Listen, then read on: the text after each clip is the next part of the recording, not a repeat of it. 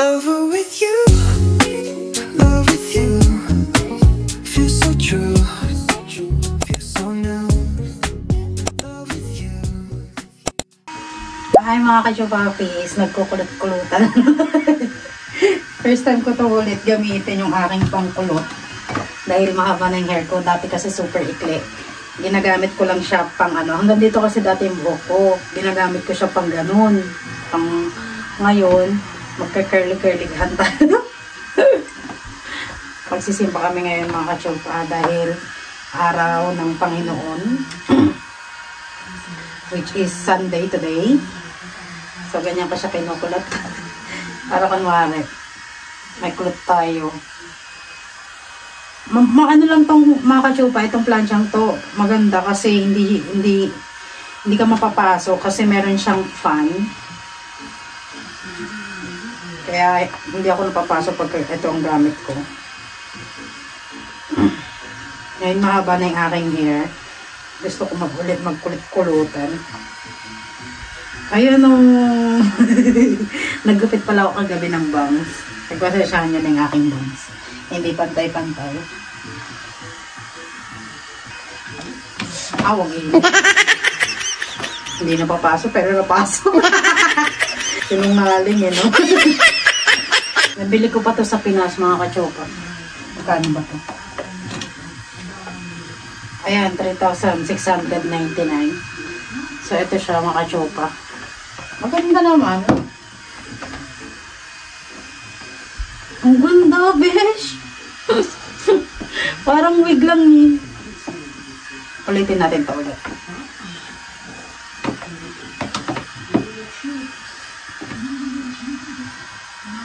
Yung aking asawa nanonood ng vlog ko. Ang hingi. Napapasok ko sa buhok ko. Hindi ako napapasok sa plancha. Sa buhok ko napapasok ako. First time ko ulit to gamitin after 2 years. Yan. Kulot-kulutan. Kunwari. Kulot. Naalala ko yung best friend ko, kinulot ako ng, alam mo yung kulot ng ano, yung hanggang dito yung ano, yung kulot, yung maliliit na kulot. Ang ganda sa buhok ko, mga ka-chupa. Next time, pagka ano, nakita ko sa Walmart yung, aray, medyo mainit yata, babaan nga natin. Yan, 160 lang. Yan. Ang abang ng hair ko, mga ka-chupa, nakakatawa.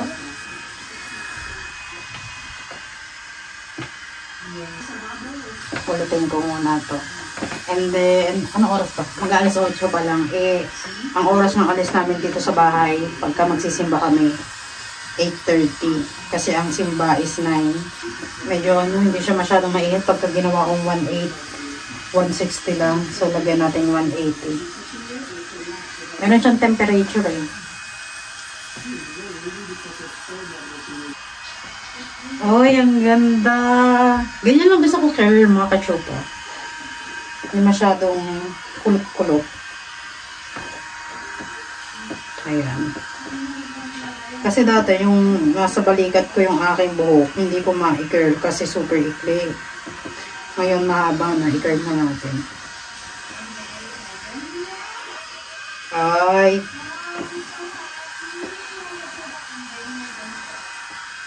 Malipis lang kasing aking hair. Kaya yung aking plancha medyo pang manipisan lang talaga.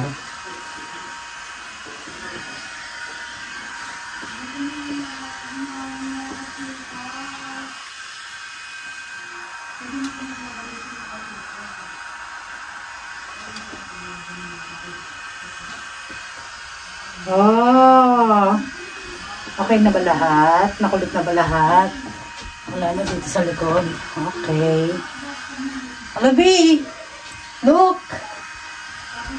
Nice, really? Like it? Ay, ang ganda mo ka, Chu. Is that your real hair? Tatanungin ako dun sa Chu. It's not. It's not a real hair. Alam meron ako natirang hindi na ano. Meron akong hindi na plancha.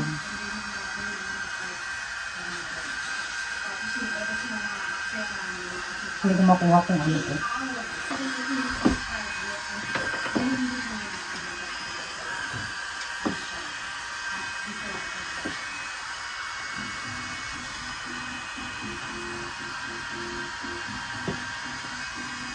Yan.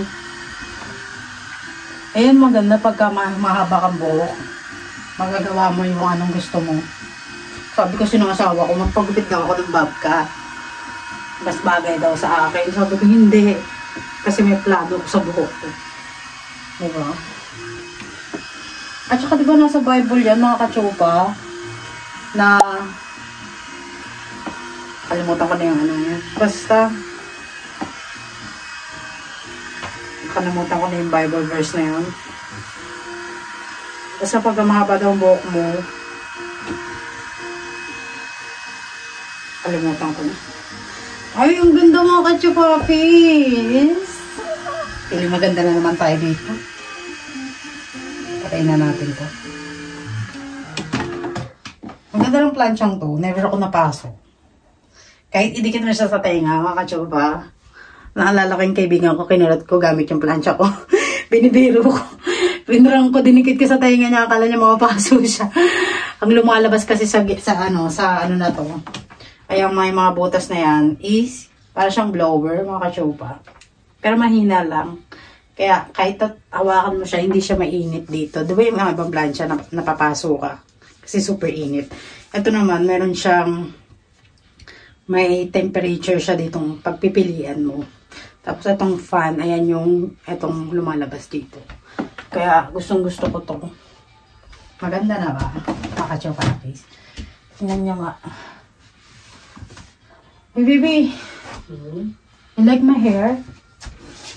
It's beautiful, baby. Nako naman. Like it? Yes.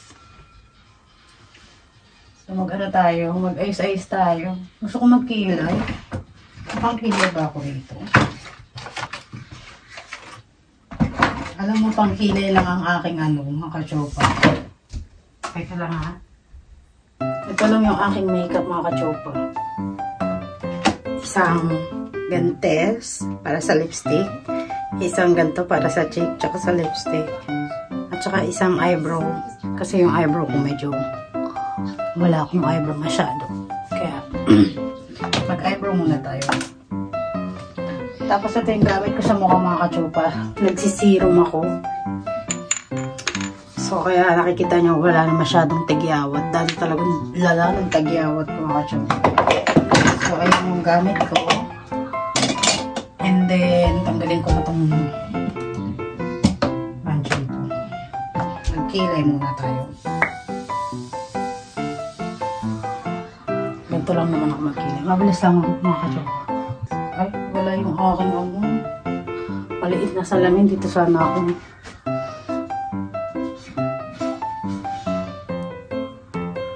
Ayan. Ay! Puputol. Para kunwari normal yung ating kilay.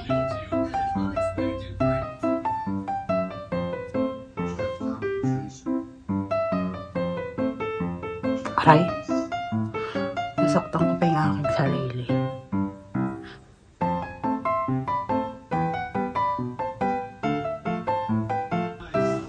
Medyo makapal ba? Medyo makapal ba yung mukha?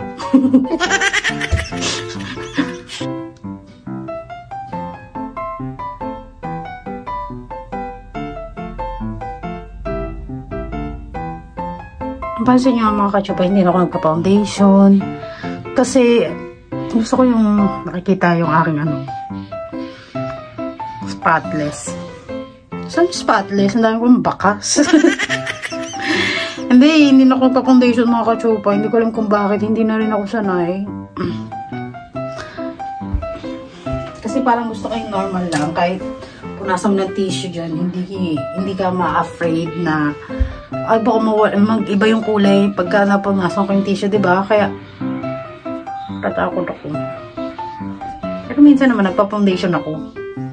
pagka kunwari may pupuntahan akong kasal ko, naalala yung makachupa yung video ko, yung vlog ko sa kasal, yung nag-aayos-ayos ako.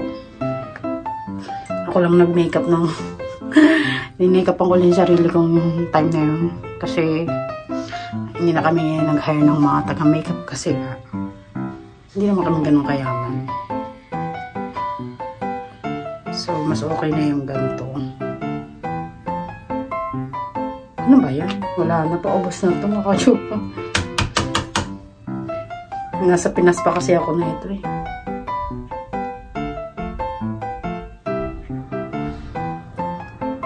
Gusto ko kasi normal ano lang, makeup. Yung parang wala, parang normal lang. Ayan. Simple lang natin.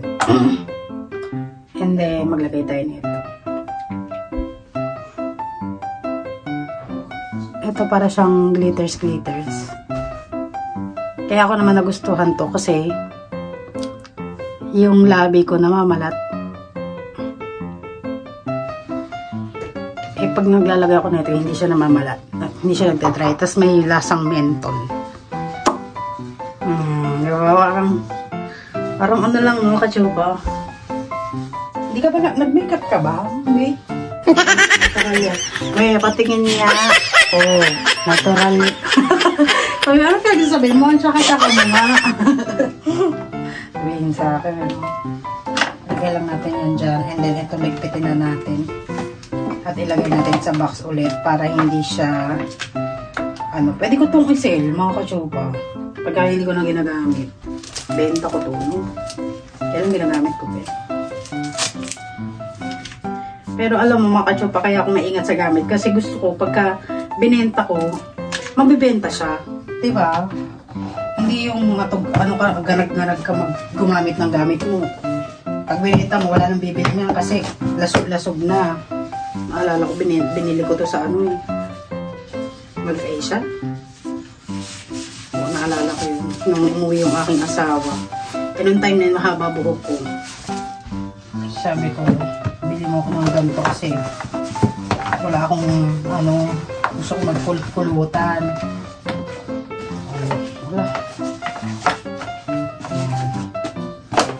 Pwede ba ibenta yun, no? Diba? Bilis lang. Sabihin, binibenta mo yung mga gamit mo nga. Wala ka naman pera. So, ayun mga kachupa, magre-ready na ako papuntang simbahan. At dahil linggo ngayon, magbigay tayo ng oras kahit isang oras lang sa Panginoon, di ba? Wala man tayong ginagawa sa buhay. Dapat kahit sa isang linggo, meron kang lalaanin sa isang oras. Hindi na nga masyadong si God, no? Hindi na nga masyadong requirement. Kumbaga sa isang linggo, sa 6 days, kung ano-ano pa gagawa mo, kahit naman sa isang linggo, magsimba ka, di ba? Hindi yung puro ano ka. Alam mo, kachupa, dati hindi ko naiisip to. Ngayon ka lang naiisip kasi siguro nagbago na nga ako, ganun. Kasi dati wala akong oras sa Panginoon eh. Ngayon meron na kasi na-embrace ko na kasi yung Holy Spirit, kaya priority ko na ang Panginoon. So mga kachupa, balikan ko kayo later. Tignan natin itong ilaw.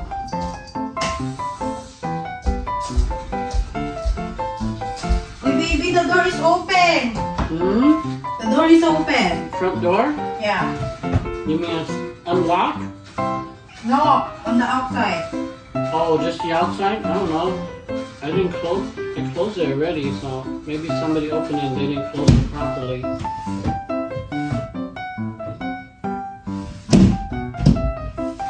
Wala lang.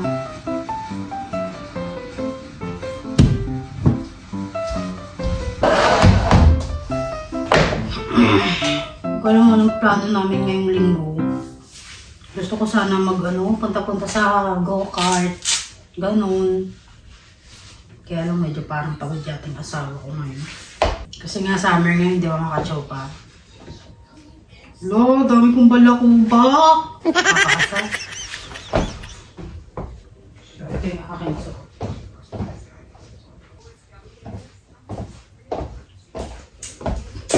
So, ito yung ating bag na gagamitin, yung ating nanette. Ano ko lang itong mga to. Kasi nga yung balahibo ni Kiki. Wala agad yung aking kulo. Okay lang yan. Maganda pa rin naman ako eh. Kasi wala akong apod mo.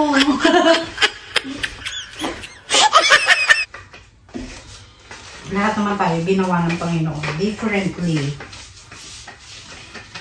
Yan nga lang. Yung akin kasi, makapal talaga mukha ko siya. Sinabi niya, ganito talaga ng hair ko mga kachupa, pero usog. So, ayan.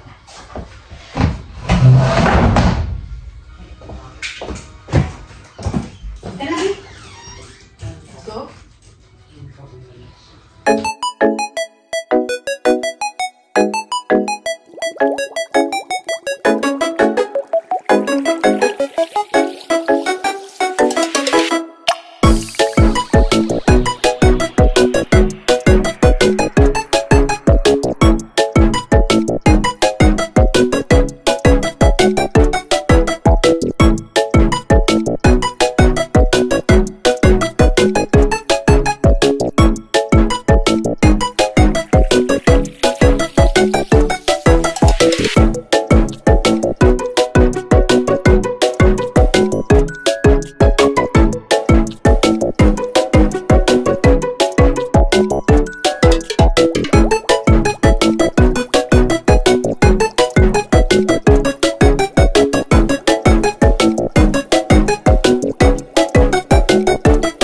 Sorry, Lord, for the thing I've made it, but it's all about you, and it's all about you, Jesus.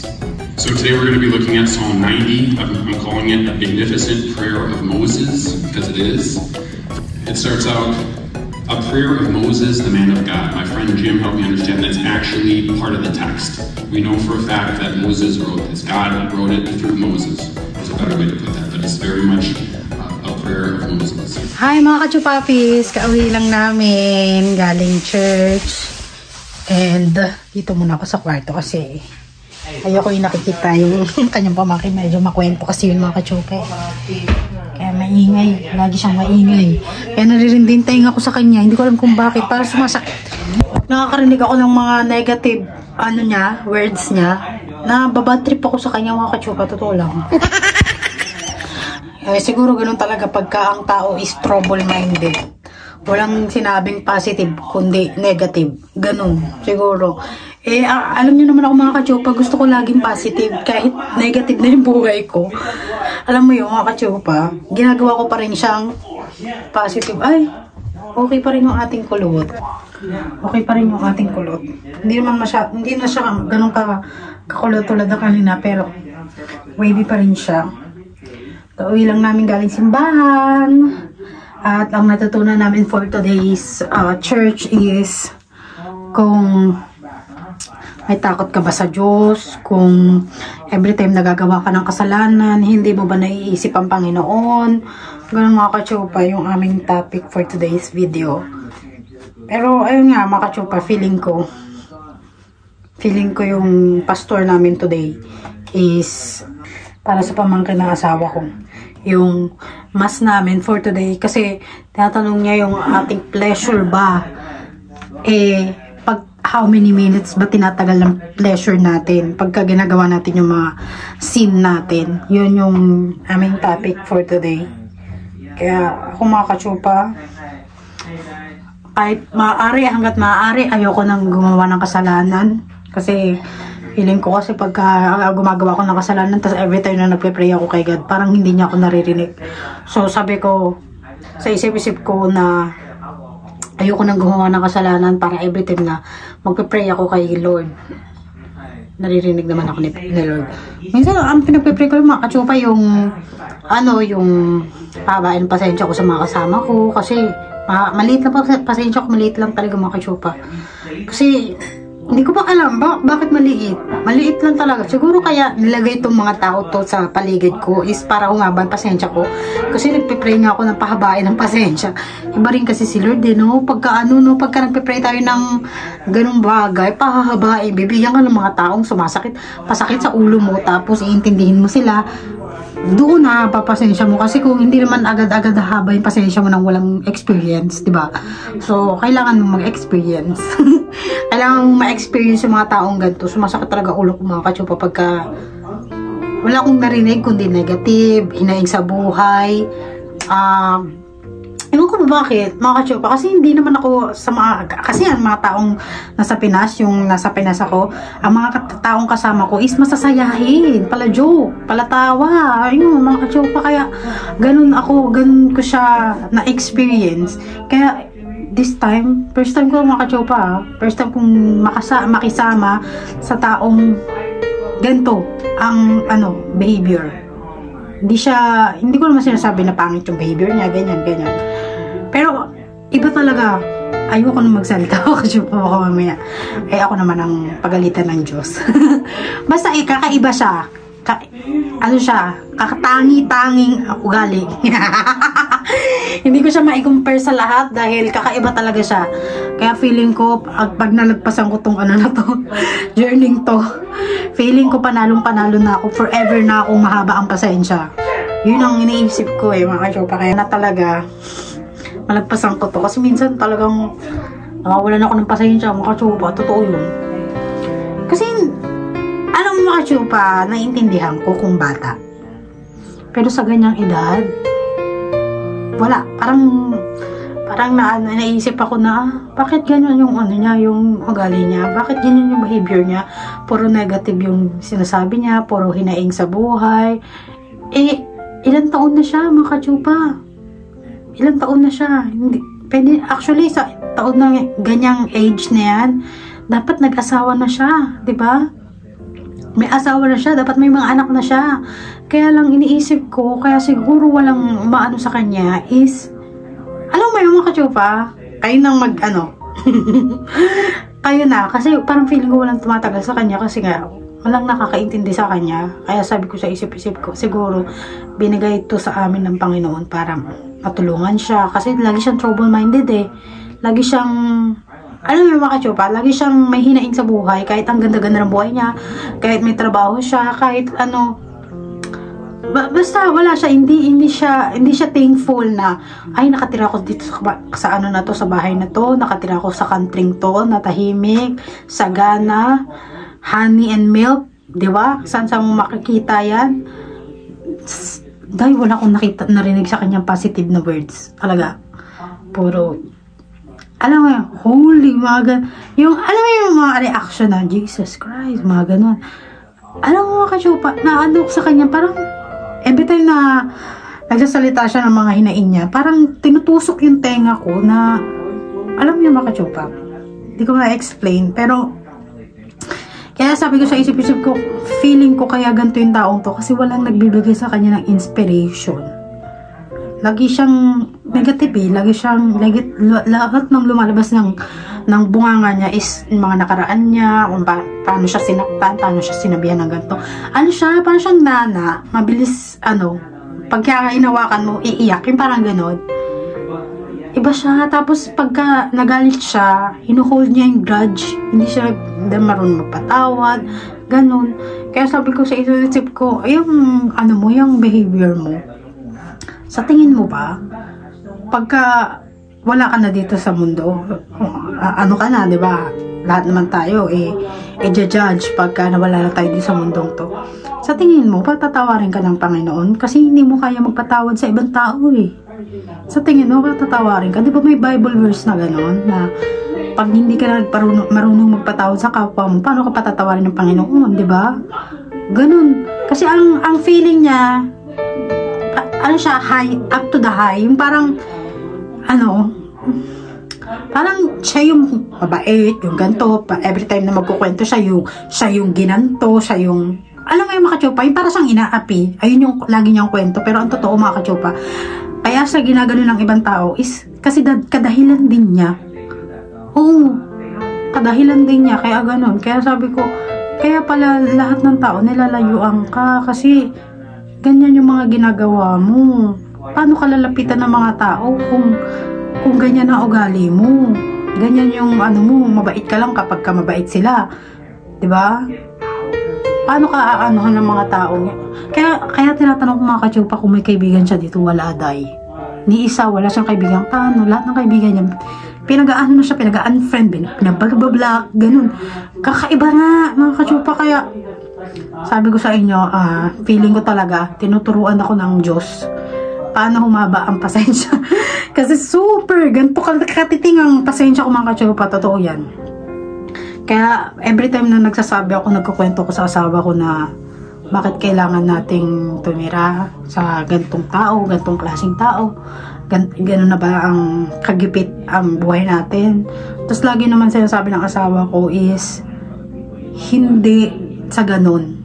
Pamilya ko siya, pamangking ko siya, walang ni isa ang tatanggap sa kanya kasi lahat ng taong pamilya namin ayaw siya. Ganun siya kamuhi. Ganun siya kamuhian ng mga taong pamilya niya. Pamilya na yun, mga kautsopa. Kami na lang ang nagtanggap sa kanya kasi sakit siya sa ulo. Kahit sarili ng nanay niya, hindi siya kayang i-handle. Kaya sabi ko mga kautsopa, parang kakaiba siyang tao. Iba talaga. Wala naman siyang diferensya pagkadating sa mga trabaho, ganyan. Meron lang siyang pagkatamad. Hindi marunong sa hygiene. Hindi malinis sa kwarto. Hindi sa ano, I'll just be honest. Kaya tinuturuan ko siya kachupa, ayusin mo yung buhok mo, ayusin mo yung hygiene mo, maligo ka araw-araw. Pag pinagpawisa ka, maligo ka. Kasi yung iba kahit isipin nila, ay wala naman akong girlfriend, hindi ako maliligo. Ganun ang isip nila mga kachupa. Kaya sabi ko, boy, nakatira ka sa ano, sa isip-isip ko lang to pero hindi ko naman sinasabi sa kanya. Dito ko lang sinishare kasi gusto ko lang, kasi ayoko na sumabog sa asawa ko. Baka mamaya pag sumabog ako, kami naman ang magsabog ng asawa ko, magsabong. Di ba mga kachupa? Kaya I just want to share na may mga gantong tao, nilagay itong mga taong to sa buhay natin is para tulungan natin sila. At the same time, tinutulungan din tayo, pinapahaba rin tayo kasi nag-pray nga ako kay God na pahabain yung pasensya ko kasi super liit. So, siguro, sa super liit, gantong scenario ang binigay sa akin ng Panginoon. So, ayun lang mga kachupa. Sana malagpasan ko tong senaryong to. Sana one day mapagbago namin siya. Sana hindi na laging negative. Lagi ko siya pinagpe-pray mga kachupa na sana one time marinig ko naman yung positive words na lumalabas sa bunganga niya. Hindi yung puro hinaing, puro nakaraan, kung paano siya tatuhin dun sa mga kamag-anak niya sa ibang lugar. Alam niyo mga kachupa, I'm so happy na kahit papano meron na kayong Panginoon kasi kung hindi, naaawa ako dito sa batang to. Hindi niya alam kung saan siya titira. Kung hindi yan nakatira dito, mga kajoka ha. Hindi niya alam kung saan siya titira. Lagi yung may dahilan, may rason. Tapos every time na magkukwento siya, babaliktarin niya. Parang kaya niyang baliktarin para maging mabuti siya sa image namin. Ganun siya kasi ako mga kachupa, hindi ako marunong magbaliktad ng kwento. Kasi kung babaliktarin ko, hindi ko kayang pangatawanan yung panindigan, yung mga tanong na, or yung mga scenario. Kasi, syempre, sa sobrang liar mo, diba, tas pagka may nagtanong sa'yo, paano mo babaliktad? Hindi mo alam kung ano yung mga sinabi mo noon pa. Syempre, nakalimutan mo na, diba? Kaya, hindi ko kaya, mga kachupa, hindi ko kaya magbaliktad ng kwento. Kaya yung mga lumalabas sa bunganga ko, ito yung natural, organic, walang tinatago. Basta mga kachupa, yun lang, medyo marami na tayo, pag-chismis na naman pati buhay. So, ayun lang mga kachupa, kung meron kayong mga gantong senaryo katulad ng buhay namin, lagi mo na lang i-look up na siguro tinitest ka ng Panginoon para humaba yung pasensya mo, or test din to para, di ba, in case na, siguro test lang to para in case na if ever magkaroon kami ng anak, kaya kong i-handle yung anak ko, di ba? Kasi parang tinuturing ko na rin siyang anak kasi yung asawa ko parang tinuturing siyang anak na rin na panganay. Kasi para siyang isip bata, mga kachupa. Pero sana, sa tulong ng prayers, kahit na lagi kayo magsisimba, sana may pagbabago siya no mga kachupa. I-update ka na kay magbabago na ulit siya. Sabi ng mga kachupa. Thank you for watching. Sana nag-enjoy kayo sa vlog na to. Kahit na chinismis ko ng konti yung hindi naman sa chinismis mga kachupa. I just share the struggle that I have inside the house. Minsan nai-struggle ako dahil nga yung mga kasama ko hindi marunong maglinis ng bahay, hindi marunong maglinis ng katawan, hindi marunong maglinis ng, alam mo yung mga kachupa, hindi siya marunong, lahat ng negative, lahat nasa kanya mga kachupa. Kaya I just want to share na sana malagpasan ko tong mga struggle ko sa buhay. Sana one time makakakita siya ng taong magmamahal sa kanya. Sana magbago na rin siya, yung ganun. Kasi feeling ko hindi kami ang makakapagbago sa kanya, kundi ang Panginoon at saka yung sarili niya kung gugustuhin niya, di ba? So ayun lang kachupa. Thank you for watching. Don't forget to like, subscribe, comment. Sana bigyan nyo rin ako ng advice sa mga buhay-buhay ng mga ganito mga kachupa, kasi minsan hindi ko rin alam yung gagawin ko. Ayun lang mga kachupa. Thank you. Sana walang bad comment kasi sinishare ko lang naman yung mga experience ko sa bahay na to. And don't take negative na sinishare ko yung gantong attitude ng mga kasama ko sa bahay. Kasi hindi ko talaga yung mga kachupa. Kasi first time kong, alam mo na mga kachupa, first time. Kasi nakatira ako sa Pinas. Yung mga ugali naman ng nasa Pinas, parang siya, parang normal na laging masaya, laging kwentuhan, mga ganun. Dito, first time ko ito maka-realize na may bahay naman kami, may maganda kaming bahay, may mga AC, hindi mainit ang bahay. Ang dami pang problema na sabi niya sa bunganga niya, kaya hindi ko, first time ko itong ma-experience. Kaya I just wanna share to you na minsan may mga ganun talagang tao na dinilagay ni God para sa atin, para kabayan pasensya natin, para tulungan natin sila. Yun lang. And don't take negative, kasi I pray for him na sana makapagbago siya, mabago niya yung sarili niya, at sana hindi puro negative yung mga sinasabi niya sa bunganga niya, kasi sumasakit yung tenga ko. Hindi ko alam kung hindi ko siya kayang pakinggan. Ay, mga kachupa. So, ayun lang. Thank you so much. Medyo mahaba na. Thank you. Walang humpay na reklamo. Walang humpay. Kasi nandito tayo sa CR kasi medyo maingay sila. So, yun lang. God bless, mga kachupa.